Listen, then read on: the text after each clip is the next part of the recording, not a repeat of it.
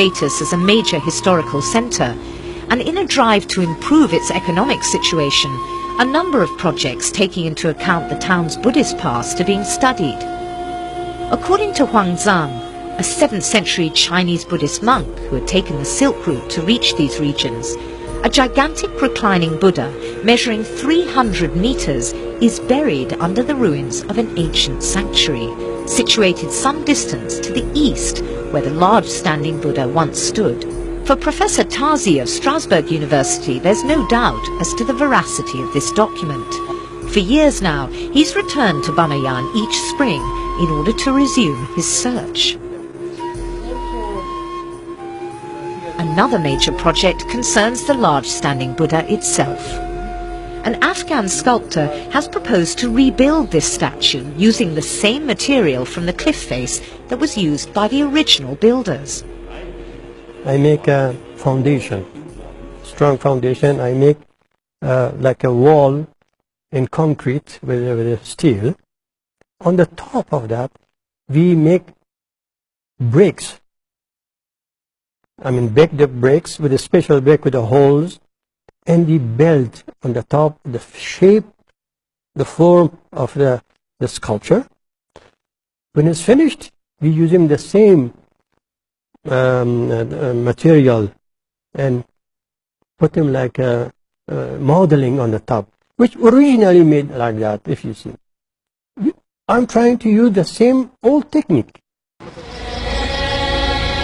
There are those who have proposed that the statues not be rebuilt, precisely so that new generations might realize just what religious bigotry can lead to.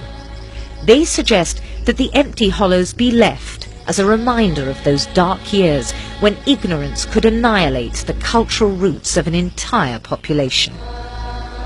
The third project seems a compromise between ethics and economics. A Japanese artist has proposed a high-tech laser beam spectacle that would resurrect the fallen Buddhas.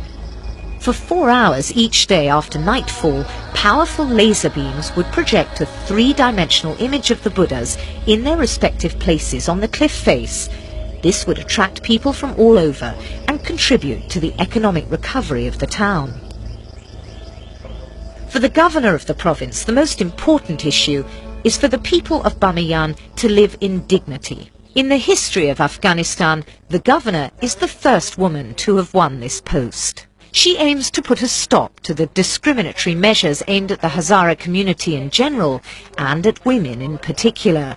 She's managed to assert her authority and is moving forward energetically. This is my wish and desire to preserve this original culture, and with the help of some young generation, I was able to make an association. This association can work with the people to raise their awareness about the cultural heritage, and not only the cultural heritage but the common culture, for example, their custom, their tradition, and so on. Hazara music is an age-old tradition that has always carried within it the promise of better days to come.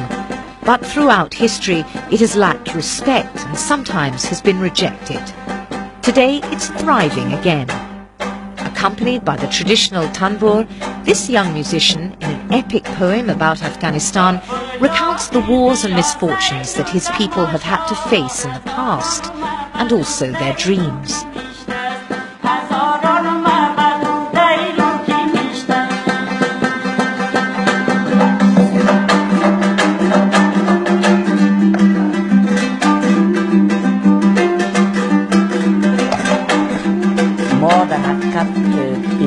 موسیقی را به می شکلش، به می شکل سنتیش امی که ما می نوازیم، این در حقیقت حفظی برای حفظ زی و برای دوام زی سر رول داره. و از طرف دیگه ما با زبان خود در حقیقت با اینمی موسیقی سنتی درد جامعه را و مظلومیت جامعه را ما برای دیگرا به گوش دیگرا می رسانیم.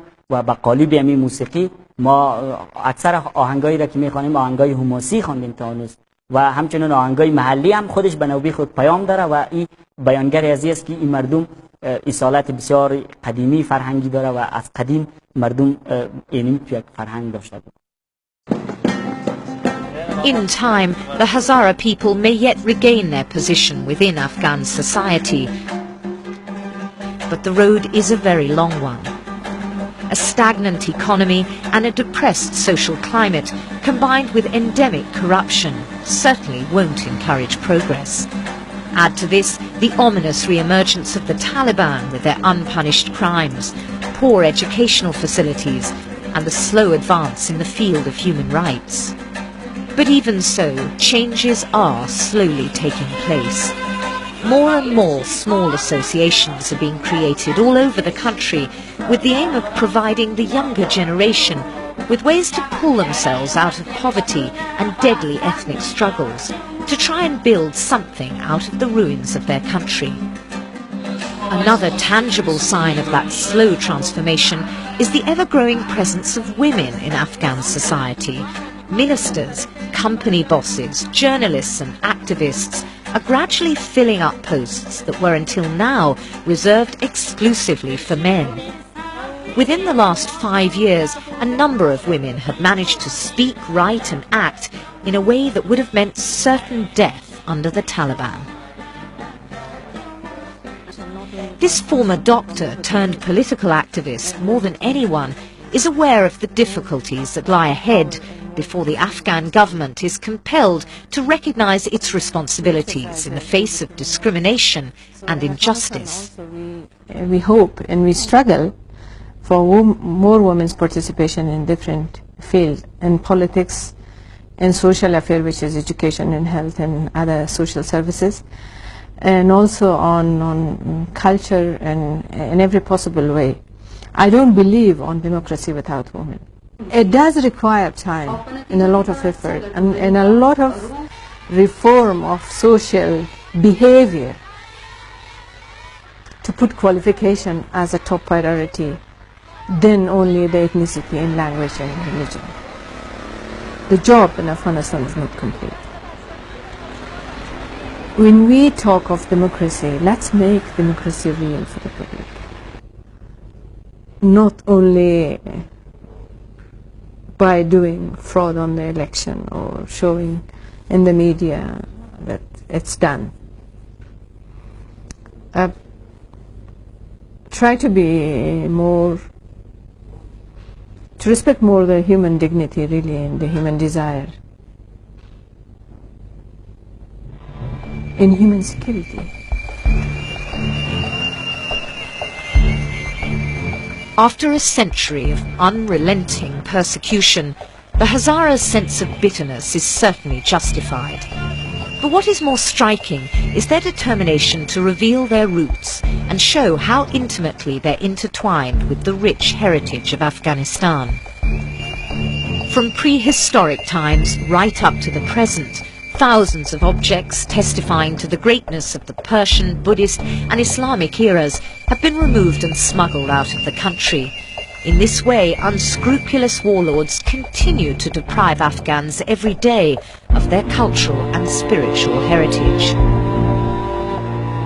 Once they realize how closely education and hope are linked, Afghan leaders may decide to stop funneling their resources exclusively into fighting against scourges that seem to be beyond them, that can play into the hands of other powers who profit by them and conceal the growing corruption at all levels. Granting ethnic groups what is rightfully theirs, uniting rather than dividing, acknowledging the past rather than sacrificing it, these all need to become priorities. Understanding the need to be humane is possibly the best way to guarantee a future for these humble mountain people. If the countless men and women who are striving to make a better future for Afghanistan decide to make this a priority, it might prove enough to keep the flame burning. It just might.